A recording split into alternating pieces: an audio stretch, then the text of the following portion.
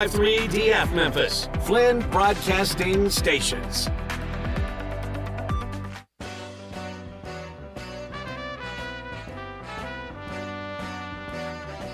It's time for Wolo and Friends on Sports 56 and 98.5 FM. Presented by Homer Skelton Hyundai. Here is your host, the voice of the Tigers, Dave Woloshin. As I was walking down the street one day, a man came up to me and asked me what the time was that was on my watch. Yeah, and I said, does anybody really know what time it is? Does anybody really care? Welcome to May. Could be May Day. Now, there's a couple of different meanings to that, right? May Day means distress. Could those exit interviews have been the prelude yesterday to May Day? It was interesting, I thought, in a lot of regard. I think Zach Kleiman, for the first time in his tenure, admitted he may have made an error. I think the quote was, we didn't need to triple down on all that youth. Maybe they should have kept Anderson. Maybe they should have kept Melton. Maybe they should have kept both. We'll never know. We'll never know. We're going to get into that in just a second because that finale was so disappointing. And also, it's the 1st of May, right? I just mentioned that. You know what happens in 10 days, J-Mo? The portal closes. Boy, you're good. You know, people might think I told you to say that or whatever. We prepped on this. That was all just his brilliance in there. Reading my mind. Yes, the portal is closing. You know who we'll have to talk about that coming up in about 25 minutes? I also know the answer to this. Jason Munz, I believe. You're just like Radar. You remember who Radar was? Oh, from MASH. Yeah, man. You're 3 for 3 today. How did you do in the golf picks this week? I passed on Tony Finau and took Wyndham Clark instead, so that kind of tells you how I did on Woo! I don't think a guy that I had made the cut. that. You and I are in good company there, I'm afraid. Well, the field this week, by the way, is so much better. Everybody's there except for Scheffler and Rahm. Everybody else who's a major player will be in the field this week, and Ted Butler will be with us last segment of the show, as he always is on Mondays, to talk a little bit about that. We got medals coming your way in a minute. All right, so the Grizzlies could not shoot. You can't win a game, a playoff game, an elimination game. You can't win it by shooting 30 or 32%, whatever their final numbers were. 30%. 30%. 31 from 3. They shot better from 3 than they did from the field. Here's the thing. They had a good start, so you can't say the energy wasn't there. And for the most part, the winner of the first quarter was the winner of every game in the series. They didn't win the quarter. Problem was, after 5 minutes, the Lakers went on a 9-0 run, and the Grizzlies were never in the game after that. Listen to me. 5 minutes into that game, they were never in the contest. Almost like they just gave up the rope, which is hard to believe in an elimination game, especially one where you've been boasting and, frankly, you just beaten them handily in Memphis. To come out and lay that kind of egg was really, really disappointing. So what's the biggest lesson of this season that we learned? And there's no way that anybody can say this was a great year. I know they got the 50 wins again. I know they were the number 2 seed again. Even Pete Pranica himself, a month ago on this radio, and we'll talk to him on Wednesday, he made the proclamation that if they get knocked out in the first round, this would be a disappointing year. This is before they even knew they were going to play the Lakers. And so I don't think you can say anything but this was below expectations based on regular season, based on the way they had played together. And there is no doubt there was a distraction at the end of the year with John Morant and the off-the-court shenanigans and late nights, lack of focus on the road. All those came into play. Of course, Dylan Brooks, who's, by the way, unrepentant, and I just cannot imagine Zach Kleiman would be keeping him next year. Now, he didn't say that yesterday in those exit interviews, but he said, well, we'll talk about KB another day. I think the handwriting's on the wall. KB's not going to be around. Listening to Greg and Eli, they think Bain and he made clear Bain was going to be a guy, and Ja were untouchable. I think Triple J's untouchable too. I think they committed to him. I think they have this threesome, and they've got another 2 or 3 years under. I think it's 3 years under the contract they signed last year with Triple J, and I think they're committed to him. That's the cornerstone. Those are the three that are the foundation. They're going to stay with them, and I don't know how many other guys are going to come and go. They're going to keep Adams, and they should. Hopefully, Adams figures out what is wrong with his knee, because they've tried other things, and I believe yesterday they said he's not going to have surgery. Brandon Clark, you just signed to a new deal, and he's damaged goods, so who's going to take him right now anyway? Maybe somebody would. But I see both Clark and Adams sticking around, and then I don't know who else would stick around. I think if you look the last 2 years, they have not been banner years for Kleiman, who admitted wrong by doubling down or tripling down on youth. But if we're honest about it, Zaire Williams last year ended up being a bust. At least up to now, you would say it was, because this was a terrible year. Maybe it's injury, but he certainly was your main draft pick from a year ago, and that is for nothing at this very moment. Then this year, he goes with Roddy and LaRavia. Well, LaRavia was the first guy. I think they traded up to get him. He certainly would be a bust at this point. Maybe it's injury, but you'd have to say that. And Roddy did show some moments of being a rotational player, but not exceptional. Like, he's not on a really good team going to be in your top 7, would you say? Not this coming year, I don't think.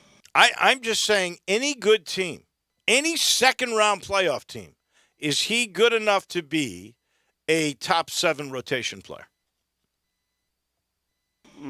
Probably not this coming year. No, I don't think so. All right, so that one is shaky too.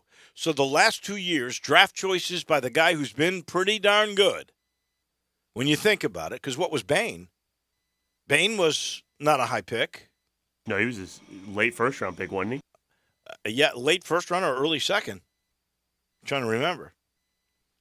But, you know, he'd done a really solid job in the drafted 30th overall. 30th, so the last one of the first round. Yeah, I mean, he up till the last 2 years, Zach Kleiman was gold. Gold. And all the moves that he made were gold. And this year, not so much. 2 questionable drafts. Again, I don't know that you write the final script on those guys, but at this point, that's the way it is. And then the moves of letting Anderson and letting Melton go. And Melton had a terrible playoff. So I don't think very many people were sad to see him go. I think everybody was sad to see Slow-Mo go, because he gave you some leadership in the locker room too. So, and there's the other area that they know was a part of being too young, was the immaturity off the court. And I love what Taylor Jenkins said yesterday, which was, we are not going to talk the talk and then walk the walk next year. We're going to walk the walk and walk the walk. Perfect.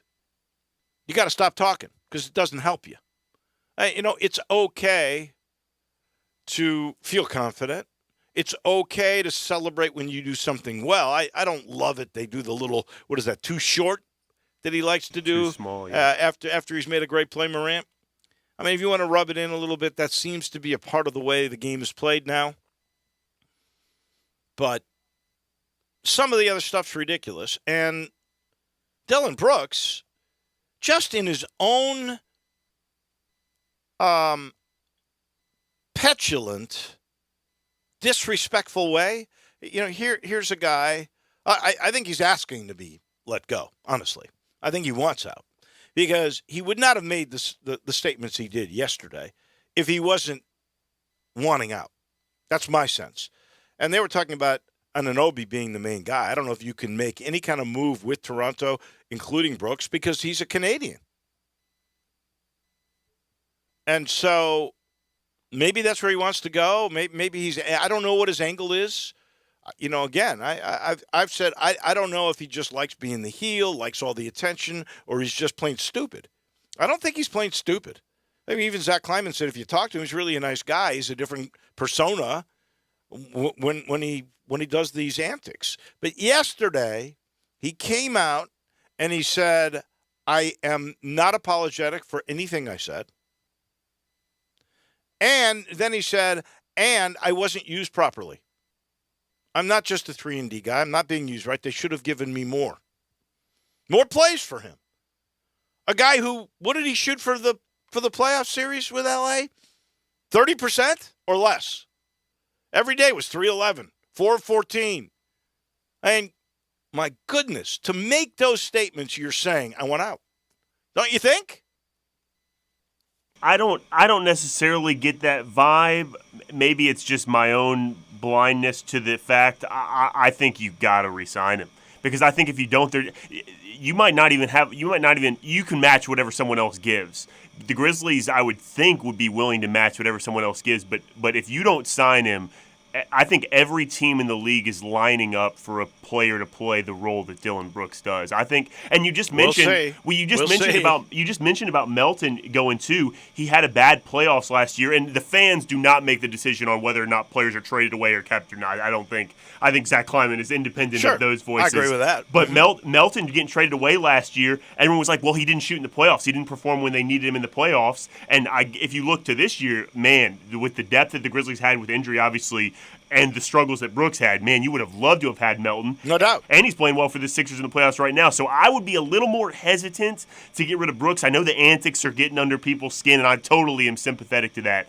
But I think people are undervaluing his role, and I think the other teams around the league would line up to show you how valuable he could be to a team. I don't know that would be the case because I think there are clearly some question marks about Dylan Brooks.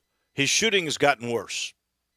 Clearly, that Lakers were daring him to shoot. Daring him. Saying, we're going to go with 5 guys on defense and leave you open. We're going to double Morant, or we're going to double Jackson, or we're going to put some, like in Game 6, they put a real emphasis on stopping Bane. And they basically said, beat us, Dylan Brooks, big mouth. And he couldn't. And the things that he said yesterday, you know what? I've always thought the locker room really liked him. That was a big part of his charm. I'm not sure the locker room likes him. I'm pretty certain that he was told prior to the series to play low key. Keep your mouth quiet. We don't want to poke the bear. And he did the opposite. So if he's disregarding what the coaches say, then criticizes management for not giving him enough after a dismal performance, I think you're asking to be traded. I don't know how many teams are going to line up for a guy who, by the way, I do think he's a good perimeter defender, but he wasn't in that series. Now, maybe he was distracted by all that stuff, but his total apologetic stance afterwards, that petulance of an immature kid, it just doesn't wear well. And I think other teams are going to look at it. We'll see. Maybe because he does have that defensive skill set. And he is defensively usually mentally tough. Maybe they'll go for it. We shall wait and we shall see. I think you'll get a real sense of where this team is going early on when Zach Kleiman gets an extension for Bane. And he's not going to get Ja money, but he could get Triple J money. You look at some other teams that have signed guys like him, and he's looking at about $130 million coming his way. Now, if you do that with Triple J's numbers and what you're going to pay Morant, how much money have you got for other guys? That's the question, too. Is it really, in my mind, is a really big go-for-it time now until that John Morant contract kicks in, and it kicks in this coming season, right? Or is it No, it's this year, and it's all based upon whether he makes All-NBA, which he's not going to. And that really changes a lot, how much money they have in the roster they currently have. So we'll see. Obviously, this was, I don't want to say failure totally, because you were the number 2 seed, and I think the regular season means something. But we measure total success by what you do in the playoffs. And therefore, this is an extremely disappointing year. It's 2 years in a row where you had home court advantage for 2 series, and you didn't get out of the first series. You blew a home game in the first couple, and then you couldn't recover. And, I kind of expected that this would be the case. I said they would lose in 6 because L.A. had been really good since they made their moves at the trade deadline. Best team in the NBA by record. But you can't lose a game 4 where you had the chance to rectify your loss at home, where you've got the lead and you let a guy get to the hole. Now, it was a great guy and he made a great play. That's the difference in the series. That play right there is the winner for L.A., in my mind. Anyway, time for us to get into our precious metals. I'll remind everybody we are here in the Family Leisure Studios. Lowest prices still in town on this vacation at home sale. We're talking pools with, by the way, free liner upgrades during the sale, up to $1,000 off in-stock spas, patio furniture. They've got this incredible showroom. You got to go and enjoy all of that tomorrow. And then the play gyms on sale for under $2,000. And if you mention this ad, you get half off on installation, plus which, by the way, during the vacation at home sale, there's special financing available at Family Leisure. I give a bronze medal to Tony Finau. We'll talk about this with Ted Butler.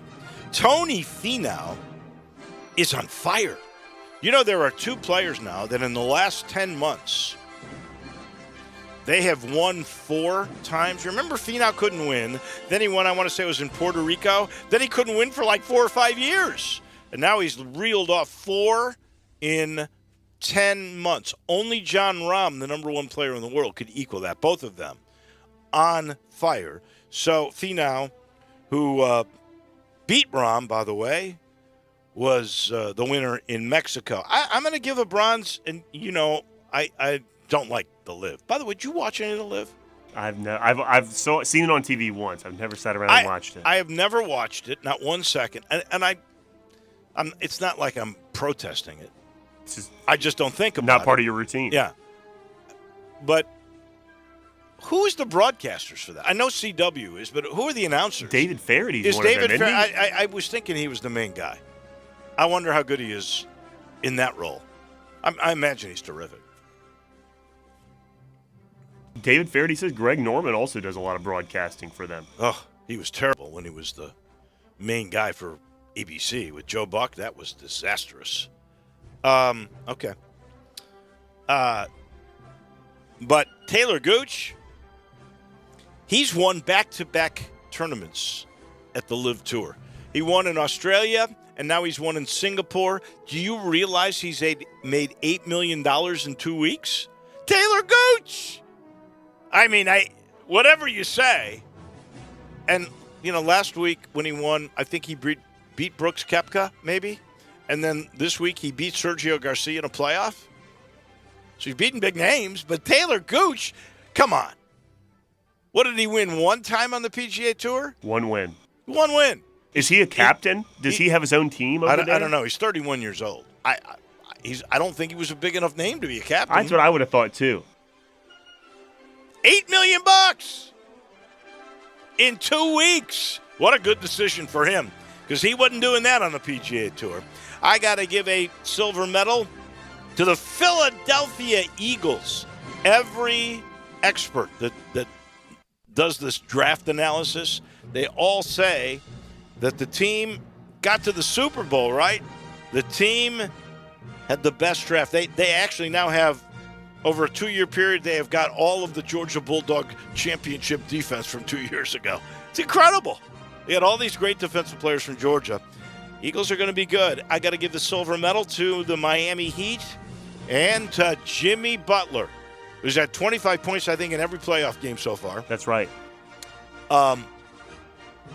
And now they go to Madison Square Garden, beat the Knicks. They actually have a lead in that series. They have home court advantage now in that series.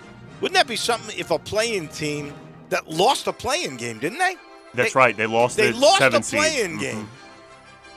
If they ended up in the conference finals. Unbelievable.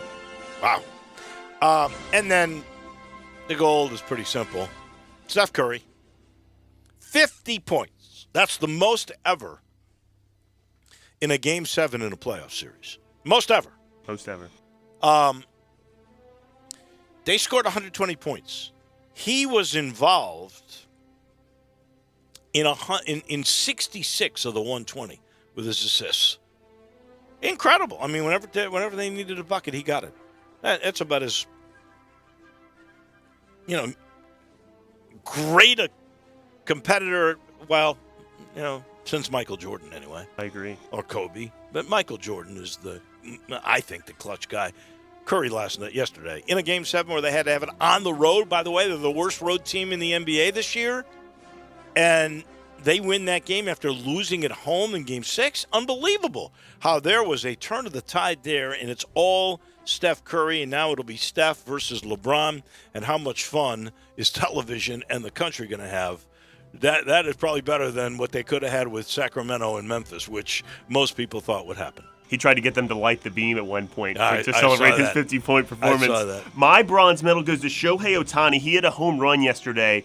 39-degree launch angle. That doesn't mean anything to me. However, this puts it in perspective. It was in the air for 7 full seconds. That is the longest airtime, highest launch angle of any home run in the StatCast era for Major League Baseball. How did they do that? I have no idea. Seconds?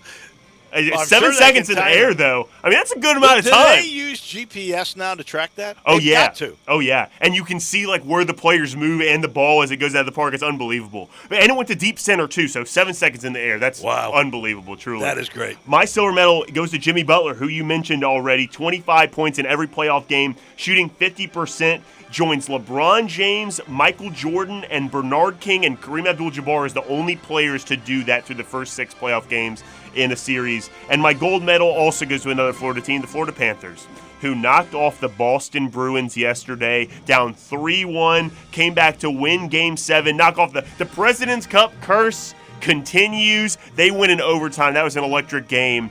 Both top seeds in basketball and hockey going down to the Miami sports team. So to play off of you absolutely perfectly, my first rust, I have 2, goes to the Boston Bruins. They won the regular season with 65 wins and 135 points, both records. Mm-hmm. I know some say, well, teams are built for the regular season like Florida was last year. That's right. Some are built for the playoffs. Everybody said this team was built for both. Greatest regular season ever, and they got a 3-1 lead in the series? How do you lose that? That means you're going to lose 2 more games at home, and they did. They did. And this one was in overtime. Oh, my God. It's incredible. They get a rust from me. It opens up the door for the Toronto Maple Leafs. It does. Who have won a playoff series with their upset of TJ's Tampa Bay Lightning, which he'll be on with us tomorrow. That was their first playoff series win in 19 years. The last time they won the Cup, this is one of the original 6, 1967, 56 years ago. I got to be pulling for the Leafs. Absolutely. A long drought for the Canadian teams. Oh, yeah. So Boston gets 1 and the Grizz get the 2nd. Grizz, worst loss in their playoff history, 40 points. It was over in 5 minutes. And then Brooks, unapologetic, totally dissing everybody yesterday. That was a bad look, I thought, for everybody involved. Not a good way to end the Grizz. Get a rust from me. I just want to say Taylor Gooch's on Bubba's team. Bubba and Harold Varner III, Yeah. that's the team Taylor Gooch is on. that It means just- nothing to me, though. What does that say to you? I don't know. Gooch has to be an underling to Bubba? Apparently so. My rust goes to two teams in the National League Central. It's the St. Louis Cardinals and the Chicago Cubs. Both teams got swept this weekend. The Cardinals on the road to the Dodgers and the Cubs on the road to the Marlins. Both Central divisions in the National League and American League Cubs are are terrible. still a game over 500. Oh, the Cubs might be good, but these records in these divisions The are Cardinals not good. are now, 9 games under 500? Yeah, the Cardinals stink, Dave. They're terrible. Boy, I honest to God. Might be the worst pitching rotation in the league. You know what? I'm not a St. Louis Cardinals expert, but I'm going to say when Marmol, their manager, ripped Tyler O'Neill, that team became fractured. I'm just guessing. What was their record? It's early. What was their record when that occurred? Oh, that was like the first or second game of the season? Or third or fourth. Yeah, something like that. But, woo. I was done with him. Woo. I've been done with him. Ooh, wow. Terrible stuff. Those are our precious medals. We're sitting here in the Family Leisure Studios, as I mentioned, but I want to tell you, you want to drink away your sorrows because of what occurred with the Grizzlies over the weekend, or maybe you're anticipating the Lakers and the Warriors. Wow, that'll be fun. Or anything in the East that's all starting. Look, we got plenty to think about and to drink about. And that's where Grind City comes in. You know how much I love that Grind City Brewing. That's that wonderful, if you haven't seen that brewery, right north of downtown, right on the river, it's just fantastic. And all of their products, they have new branding. It's really distinct. So you'll know a Grind City product when you go in there. And look, I love the Pilsner, Poppy's Pills. I love Tiger Tails. Oh, I think that's fantastic stuff. But there's the God Hopper, which is the pale ale. There's the lager called Thaddeus. There's the new wheat ale called Belga. There's so many good products that you will absolutely love. All you got to do is go to your local spirit shop or go check out the brewery down on the river. Go in there. It's gorgeous, and you'll love everything about Grind City Brewing. You know our title sponsor, that's Homer. Homer Skelton Hyundai in Olive Branch, where you can now get a Genesis car, a G70 in particular, the smaller sedan. It's like a sports car, a rocket ship, I call it. You can get a $1,000 rebate if you agree to finance with Genesis. And why wouldn't you? It's a great rate, and it's a great deal. They're paying you at Homer Skelton Hyundai to do business with them. Go see Vinny Gerard. He's over all of the Genesis cars at Homer Skelton Hyundai. Back in a minute, Munzie from the Commercial Appeal. Jason Munz joins us momentarily. We are real sports talk. Sports 56 WHBQ. Available on your radio dial at 560 AM and 98.5 FM, as well as around the world online at sports56whbq.com. Take us with you everywhere by downloading the Sports 56 app. And at home, just say, Alexa, play Sports 56. Wherever you are, stay tuned in to Real Sports Talk. Sports 56 and 98.5 FM. Moving is stressful, but Black Tie Moving can take the worry out of the process. Whether you're moving across town or across country, moving your home or your office, your personal moving concierge from Black Tie Moving will work with you to design a plan that perfectly fits your budget and needs. And they're available 24/7 to answer any questions you have. Give Black Tie Moving a call at 901-316-6196 or go to blacktiemoving.com/Memphis to get your personal, no obligation quote from the moving experts at Black Tie Moving. DQ presents The Sound of Summer Calling. Hey, it's me, Summer. I know you're busy with Beach Days Little League games and all the other fun in the sun, but you gotta get to DQ ASAP Pronto right now. The new Summer Blizzard menu is here, and it brought 5 iconic summer flavors, like new peanut butter puppy chow and s'mores. Oh yeah, it's back. Oh, that's my other line. Everyone is pumped about this new DQ Summer Blizzard menu. I gotta go. See you at DQ. Get it in the app. DQ, happy tastes good. For over 8 decades, America's farmers have counted on the Little Red Tractor from Case IH, the Farmall, to help them make short work of their demanding chores. Well, Mid-South Ag can show you they aren't just for farms anymore. With horsepower ranging from 30 to 105, plus an army of attachments, they can tackle every chore on your to-do list, from hauling and mowing to loading and towing and then some. Stop by Mid-South Ag Equipment or call 662-890-3141 to find a Case IH Farmall that's right for you. Now back to Wolo and Friends on Sports 56 and 98.5 FM, presented by Homer Skelton Hyundai. Here once again is the voice of the Tigers, Dave Woloshin.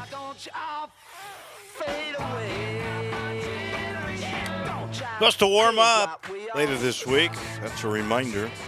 You need to call the pros at Conway to get that $69 16-point Energy Saver Super Tune-Up. All you got to do is call 384-3511. An annual air conditioning tune-up saves you money, helps prevent those costly breakdowns during the hottest months of the year, so you can keep your family cool all summer long just by calling that number or by visiting conwayservices.com for details, terms, and for conditions. It is proud for me to bring into our fold the winner of the first place, I don't know if there's a trophy. Maybe they give him a typewriter or a computer. The winner, first place in the AP Sports Editors for Beat Writing in the division that the Commercial Appeal and the Daily Memphis and all those papers are in this country. That would be our friend, our own, Jason Munns. What do you get for that, Jason? Congrats. Thank you, Wolo. I appreciate that. I think we get a plaque. It's 2 years ago. The oral history series project that I did on the 30th anniversary, or the 35th anniversry, maybe, of the 1984-85 Final Four team that right. you were so kind to be featured in. Won a first place, so I got a plaque for that a couple of years ago. But yeah, beat writing and honestly, in complete and total seriousness, and I believe this through and through in my heart of heart, that a beat writer is only as good as their beat, and so I think this is a huge reflection on the Memphis basketball beat this past year. You work your tail off, and you really work your contacts beautifully. So I am going to tip the cap to you because not everybody can do that. But in that light, let me point out some of the Memphis basketball beat writers that I have had the pleasure of being on road trips and chatting with and having dinner with. They start with Lynn Zinzer, who went from Memphis to the New York Times. Dan Wolken, who is now with USA Today. Gary Parrish, who went to CBS Sports, now with Grind City Media and CBS Sports, right? Yep. Zach McMillan, by the way, was a great writer who parlayed that into getting some sort of educational opportunity that not many get, and then I think he's at St. Jude. So he got out of the business, but he'd gotten honored for the work with the Tigers beat. Who am I missing? Oh, Mike DeCourcy. Oh, Mike DeCourcy, who we have every we used to have every Tuesday, of course. Mike DeCourcy, Sporting News, and now in the Basketball Hall of Fame. That beat has been the pathway for many. So if you go to Sports Illustrated or something like that, we're going to miss you. But no, it's incredible. Think about it. So your nod to the beat, I think, and you do an amazing job with it. But I think you're right. I think you're spot on. The beat does matter. Yeah, absolutely. It's the Memphis basketball beat, and I couldn't have said it any better. It has really propelled a lot of people to great great things, and a lot of that's because they're very, very good. They're great writers and very talented and everything, but certainly the Memphis basketball beat is a gift that keeps on giving. That is for sure. There you go. All right. We're going to get into it because the portal is ticking. May 11th, it closes. But we'll get into that in a minute. I loved your piece on Martin Hankins, the former Tiger quarterback, who was, I guess, just assigned to be a referee in the National Football League. We saw him in the USFL this past week. There's another former Tiger quarterback, Brett Toney, who is in the XFL, that is also now a referee in the SEC like Hankins was, and I believe he's on the short list of also getting into the NFL. But your story on Hankins was good. Give me your impressions of him as a guy, because he's got some sort of like, is he a clerk somewhere in Mississippi, your home state? Yeah, he was actually my circuit clerk before I moved up to Memphis a few years ago. Yeah, he was elected the Lamar County Circuit Clerk in Mississippi, which includes part of Hattiesburg, and that's where he's from. That's, right. He went to Hattiesburg High, and then he went to Southeastern Louisiana before he played 2 seasons here at Memphis. And I've done stories on him before. I did one right after he got elected back in 2016, and he is as good a guy as you will ever come across. He just started his 3rd term as Lamar County Circuit Clerk, which basically, if there's anybody who doesn't know, it basically oversees elections in Lamar County, make sure they're fair and secure and all that stuff. Very much like a referee. Yeah. Make sure that? sure that games are fair and secure. And so, he got the call like less than 2 weeks ago that he was going to that he's been hired as a full-time NFL official, and it's great. And that was huge. That's the news, really. But like talking to him more about the first time he came back to Memphis and to Simmons Bank Liberty Stadium. Obviously, it was Liberty Bowl Memorial Stadium when he was a player here, but it was the first time he'd sort of been back on the field. He'd been back as a fan, but he'd never been back like on the field and behind the scenes. And so getting his, recap and everything about how, he went back and checked out, how the locker rooms have changed and how, things are much different around the stadium. He said it brought back all these memories and everything. And that was really, really neat to talk to him about that. He seems like a heck of a guy, and he's got a good job. But I will say this: the NFL, that's a pretty good little supplemental job, because I believe, what's he going to be, a back judge? That's what he is now. Yeah, I believe those jobs pay like $250,000. I mean, tell me about it. I asked him, like what this means for his future in, as a circuit clerk, as an elected official, and he, he said, "I'm gonna take that one day at a time. I'm gonna, at the very least, continue out the rest of his current term, and so that's, I guess, 3-ish more years, and then he'll, go from there." But yeah, he's in a really, really good spot, and he's earned it. He's very talented. Love it for him. That's terrific. Okay, clock's ticking. Portal closes May 11th. Tigers still have not signed a big man. Don't know about Malco. Didn't get that guard yet from Alabama that I think would be a really big get. So what's going on? Will there be a commitment this weekend? At the moment, I mean, if we look at this team, unless Mikey Williams is declared innocent and gets here and J.J. Taylor is terrific, there's nobody on this team yet that resembles Kendrick Davis or DeAndre Williams. And I'm not sure there's going to be, honestly. I mean, there might be. Don't let me not completely throw water on that whole thing. There is still time. May 11th, yes. The transfer portal, for all intents and purposes, for the next season closes. Meaning, if you're a player and you are not in the transfer portal by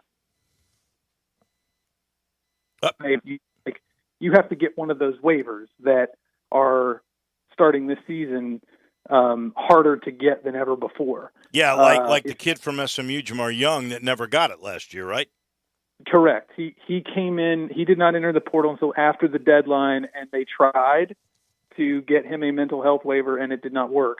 It did not come to pass, and so it's even harder now. There's no runoff waiver. There's no going back home waiver, anything like that. At least as we sit here today, and so it's even harder to get a waiver. But still, just because the transfer portal, quote unquote, closes on May 11th, as long as a player is in the portal by May 11th, they don't have to be signed by May 11th. They don't have to commit anywhere by May 11th. You can still, it could be, July 11th, and you can still, as long as they were in the portal before May 11th, you can still get them. So who's like incredible that might still get in there by the 11th? You have any idea? I mean, honestly, you mentioned the name that's on the tip of everybody's tongue right now is Jaden Bradley, who's an all-SEC freshman, an all-freshman player in the SEC last year. But you know what? He's not Kendrick Davis, at least right now. I think he averaged 6.5 points a game, 3 or 4 assists a game. Very good player. Would do this roster and this program a lot of good, at least on paper. He would sort of stabilize a lot of things that are up in the air right now, and I think that's why Memphis is going after him as hard as they are. Well, he didn't get a lot of minutes either, right? I mean, what were his minutes? He was a backup. Yes and no. He started quite a few games. I think he averaged right around 20 minutes a game, something like that. Okay. 21 maybe. He played quite a bit toward the end of the year. Javon Quinterly, they flip-flopped and everything. Quinterly was a good player. Absolutely. They had an abundance of good players. Alabama did. They do. Last year they had Mark Sears, who played really well, obviously Brandon Miller and a few others. But there's still, as we sit here today, there really isn't anything that's changed. He visited a few weeks ago. All of the tea leaves said that he was going to commit to Memphis, and then based on some things that I have heard and been told, NIL sort of gummed up the works, and the impression that I've been given is that he is giving Memphis, Jaden Bradley is giving Memphis, the time to work it out. Now, as far as we know, it hasn't been worked out. Doesn't mean it's not going to work out, but I think he's the one that Memphis is closest with right now. But I do know this. Memphis is very, very quietly confident. I know that doesn't do much to, tamp down the angst that there seems to be because everything is so quiet right now, and it appears, they still do not have a big man. Memphis doesn't. And, but I can tell you that based on conversations that I've had, that Memphis the staff is very, very confident that once this all is said and done, because there is still time, it's only May 1st, and Penny has done this 4 years now, where at the end of the day, it works out. Like it always works out with Penny Hardaway. And I think that should, I think he's sort of earned the benefit of the doubt. Until he proves that he cannot get it done, then I think, we should give him a little bit of leeway here. But yeah, as of right now, there's still a lot of plates spinning. All right, real quick, Rick Stansbury looks like he's going to be replacing Frank Haith. He can bring guys. He's been a very good recruiter. Remember, what's his name? Acott from last year. There's a guy named Jamarian Sharp, led the country in blocks last year. Would Stansbury be able to bring him? I know he committed to Ole Miss. Doesn't mean he signed with Ole Miss. It's interesting. Stansbury's a done deal. He's coming to Memphis. He actually confirmed that to me shortly before the school announced it late Friday that he was indeed coming to be part of Penny Hardaway's staff, and it's a big deal. He is a player getter. Like that is what Rick Stansbury has made his name as. He's been a head coach for 21 seasons at Mississippi State and Western Kentucky. And he's been in the game. He's 63 years old. He's been in the game for a very long time as an assistant and a head coach at a variety of places. So there's all that. Got a ton of experience, but he's also a player getter. And you mentioned Emmanuel Acott. I mean that happened the night before the fall semester classes began. Right. It was hours away from as soon as Emmanuel Acott was going to walk into a classroom at the University of Memphis, it was going to be a done deal. He was not going to be able to leave. And then Rick Stansbury came in and got him to commit the night before classes started. So that's, exhibit A of what type of recruiter Rick Stansbury is. But yes, Jamarian Sharp, 7'5", led the country in blocks per game the last 2 seasons. He committed to Ole Miss the day of or the day before the Stansbury news came out last week. And so, I was initially thinking that he, it was like, okay, we'll see if that sticks. You know what I mean? Right. We'll see. Rick Stansbury's kind of a magician. He's tricky. Ricky, that's for sure. He is slick, as they say. Congratulations, Jason, by the way, again, on your it. first place finish. Can't wait to talk with you because we'll know a little bit more next Monday. Awesome. Thank you. That's Jason Munz, brought to you in part by Miramichi. There are memberships available now at Miramichi. You get basically on a monthly basis unlimited golf, unlimited carts, unlimited use of their facilities. They have the best practice facilities and all the range balls you can possibly hit. Plus, you get to play that championship course. 5 different tee boxes, a big challenge, and beauty everywhere. And it's not far. It's 12 minutes away from downtown.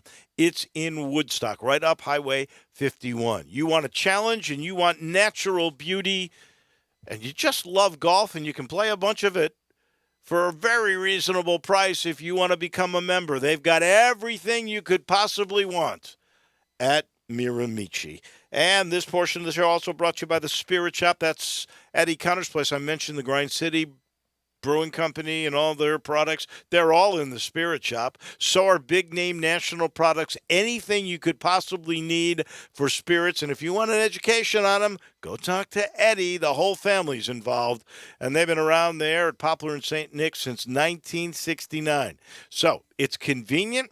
It's got the best service, it's got the best prices, and they got everything. That little log cabin right at Poplar and St. Nick, 4848 Poplar to be exact, right down from Clark Tower. Go restock today. Get your spirits from the Spirit Shop. We'll talk to Ted Butler about golf. That comes your way in just a second. Add a little fun to your lunch break. Join Johnny Radio for Sports 56 Happy Hour from 11 to 1 every weekday on Sports 56 and 98.5 FM. The Showboats are back in Memphis. Oh, we can't wait to have you for the USFL. Let's go. Get your seats now for this weekend's home game. Here we go. Be a part of the new era of pro football at Simmons Bank Liberty Stadium as the Showboats seek to reclaim their USFL legacy. Tickets start at just $10, so bring the whole family. And don't miss the Showboats' exciting matchup. It's a touchdown! Buy your tickets today at theusfl.com. 1 in 4 car batteries is weak and needs to be replaced. Let our professional parts people test your battery for free at O'Reilly Auto Parts. O'Reilly Auto Parts. Do you owe more than $10,000 in back taxes? Good news. There's a new way out. It's called the Fresh Start Initiative. Call U.S. Tax Shield, A+ rated with the BBB, 800-391-5063 for your free consultation and let U.S. Tax Shield protect you from the IRS. Hi, this is Lauren Choate with Choate's Air Conditioning, Heating, and Plumbing. Did you know Willis Carrier invented the modern air conditioning system in 1902? Since then, a lot has changed, but one thing that hasn't is being comfortable in your home. Choate's prides itself in creating the most comfort possible with each one of our customers' HVAC systems we install. We believe the best system on the market today is the Carrier Infinity System. It has the ability to save up to 50% or more on your utilities compared to your existing HVAC system and is tailored to enhance your comfort with its state-of-the-art green speed technology. Right now, Carrier is offering up to 72 months, no interest financing, or rebates of up to $1,650 on a new Carrier Infinity system. Don't miss this limited time offer to have a more comfortable home. Give us a call today at 347-8086 or visit us at ChoatesHVAC.com for more information. Turn to the experts with Choates. And remember, let our family serve your family.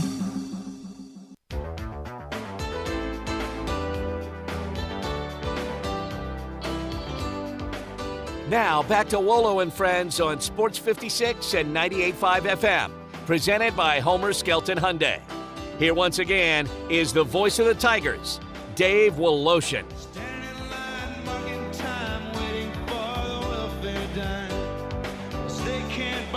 Oh, yeah. Mondays mean Ted Butler. We bring in our golf guru. And we saw some interesting things over the weekend in both the tours. I'm going to start with Liv, and I know you're not paying too much attention to Liv. I don't know if you're protesting. I'm not, but I don't like him. But Taylor Gooch has won 2 weeks in a row. He's won $8 million in the last 2 weeks, Ted Butler. He wouldn't have been doing that on the PGA Tour. Apparently that was a good move on his part. Well, yeah, I think it's a good move on a lot of those guys' parts. I just don't have much enthusiasm for watching it. Like we said before, you get that much money offered. How can you turn it down? You can't. He beat Sergio Garcia yesterday. I think that was in a playoff. I think the week before in Australia, he beat Brooks Koepka. So it's not exactly chopped liver he's beaten, but the guy only won once on the tour. There's no way he'd be doing what he's doing down in the PGA. He's not here. No way. No. But there are two really hot guys on the PGA Tour. One is Jon Rahm, who's won 4 times in 10 months. And then there's the guy that beat Jon Rahm yesterday. There's Tony Finau, who's now won 4 times in 10 months. Remember when he couldn't win? The only thing he'd won was Puerto Rico, and it was like 5 years he waited, and now he's like on this streak. What's going on? That's happened a lot of times over the years in golf. That even Ben Hogan went a long stretch before he ever won a golf tournament. And then when you flip that switch, because he's been good, he's been good all along. And now, he's got confidence. He hits the ball long. He doesn't make many mistakes. He's moved into my top 5 for sure. And Rahm, of course, this is going to be a great year because big tournaments are coming up. Wells Fargo next week. The PGA is coming up at Oak Hill. This is going to be an exciting year. All right, so we haven't had a Grand Slam winner. We've had a simultaneous Slam winner in Tiger several years ago. Nobody's come close to that. The only guy that could do that now would be Jon Rahm. Can Jon Rahm, is he good enough to win a Grand Slam? I thought about that last week, and he may be. It's really almost preposterous to say somebody's going to win 4 in a row, 4 majors in a year. But if anybody out there can, I think it's him. It's so unlikely because there's so many other good players, with McIlroy and Scheffler and Cantlay and Fitzpatrick and Homa and Spieth, Thomas. It's really unlikely, but he does have the game, though. You think some of those defections, Koepka in particular, and Cam Smith, is it Cam Smith who left? Who's the guy that left that's young and so good? Cam Smith. Yeah, Cam Smith. I think that helps him. Although those guys can play in the darn majors. Yeah, and if they keep up like they did in the Masters, I will I'll be truly impressed. You got to put Patrick Reed in that too, as much as I hate to, but you do. Well, you do, if you want to. Hey, you know what else is interesting is Patrick Reed. We knew him as Captain America, right, because of the Ryder Cup stuff. Right. They're not playing in the Ryder Cup, are they? Or in the President's Cup? They're sort of non-gratis there, aren't they? I don't think they're in. So, for sure. Maybe that gives the Europeans a little leg up. So your top 10, how would you rank the order of the top 10 in the world right now? I would go with Rahm, Scheffler, McIlroy, Finau, Fitzpatrick, Cantlay, Schauffele, Homa, and Spieth. No Justin Thomas. That's how deep it is, huh? He's 10th. He's 10th. Oh, he's 10th? He hasn't done much lately, though. But, like Spieth and Thomas haven't won golf tournaments. They're great, and I'm sure they will. But the guys up top, you got to give them Homa and Fitzpatrick, and these guys are winning tournaments. All right. You once taught a young phenom. There were several that you taught, but this was on the ladies' side, named Rachel Heck. And who was the other girl that you taught that used to compete with her, went to Mississippi State, I believe? Aubrey Jones. Oh, yeah. What happened to Aubrey Jones? She got married and has children. She decided to be a teacher. Oh, I'll be darned. And we talked at length about her going on the tour, and she goes, Mr. Ted, I can't shoot 30 under. Talking about the Korean girl with all the girls coming over, they're shooting 20 and 30 under. She goes, I'm really good, but I can't shoot 30 under par. I think I'm going to get a job and have a family. And she did. Well, that's terrific. Rachel Heck, though, let's face it, she was the number one amateur in the world for a long time. She's been invited to Augusta a couple of times to play in that women's tournament, but she's had mono, she's had injuries. What's the latest update on that young woman? Well, she's got some kind of disease that I can't. I talked to her dad, and I can't remember the name. Big long word, but it's you're getting cramps and pains in your neck. Your left arm gets stiff. Your back hurts, and they tried all sorts of medication, and nothing worked. So they had to do a surgery and remove her number one rib. Wow! Whatever the number one rib is, they removed it. And she's on the mend now. She's able to chip and putt. And I'm not sure, how long it'll take, but I think they've solved the problem. But he said it's the same thing that a lot of baseball pitchers get. They use your right shoulder and neck muscles and things like that. Wow. I'd never really heard of that before. I hadn't either. Removing a rib to take away issues in the shoulder and in the neck. Wow. Heck, maybe that'll work for me. I think my disease is easy, though, to diagnose. It's called OLD. I'm with you. I'm with you. All right, buddy. Thank you much. And we'll do this again next Monday. We appreciate it. Okay, Dave. That is our guy, Ted Butler. He's brought to you in part by the worst golfer in town. That's Sheldon. You know that by now. He doesn't have time to practice. Why? He's constantly working on his strategy for you, for selling homes, and he's the best. That's why they call him Sheldon. He gets the job done for Mark Spensdorf and even for you.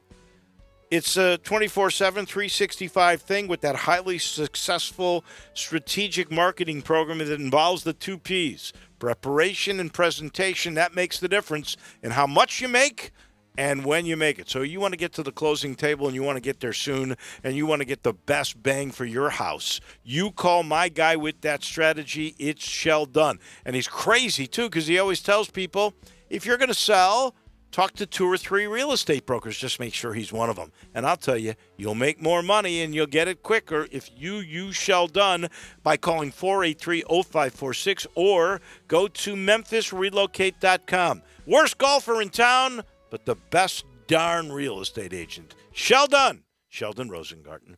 That'll do it for us on a very, very nice first day of May. Johnny Radio keeps it all going in just a minute. Homer Skelton Hyundai Genesis in a